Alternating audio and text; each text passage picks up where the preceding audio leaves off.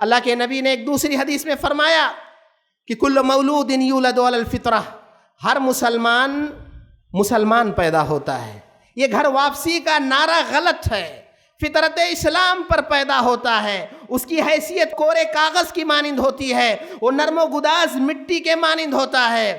والدین یہودی ہوتے ہیں، والدین عیسائی ہوتے ہیں، والدین آگ پرست ہوتے ہیں، والدین شوال کے مہینے میں ہونے والی جنگ میں دندان مبارک شہید ہونے کے بہانے شب برات کا حلوہ کھاتے ہیں، تو وہ بچے بھی شب قدر کو شب برات سمجھتے ہیں، نبی کی سنت کو تار تار کرنے والے بنتے ہیں. وہ اپنے اسکول میں یہ مطالبہ کرتے ہیں چھٹی ہونی چاہیے. کیوں؟ کیونکہ والدین نے انہیں یہی آئینہ دکھایا ہے، یہی کر کے سمجھایا ہے. والدین بدعتی ہیں، والدین مشرک ہیں، والدین قبر پرست ہیں، والدین حرام خور ہیں. والدین کی حیثیت ایک فوٹو کاپی مشین کی ہے. جس طرح سے اس کے اندر کاغذ ڈالیں گے اسی انداز میں چیز باہر آئے گی. جیسا درخت ہوگا، جیسی زمین ہوگی، اسی انداز میں آپ پھل کی امید رکھیں. جبھی تو رب نے سیدہ مریم کے بارے میں کہا تھا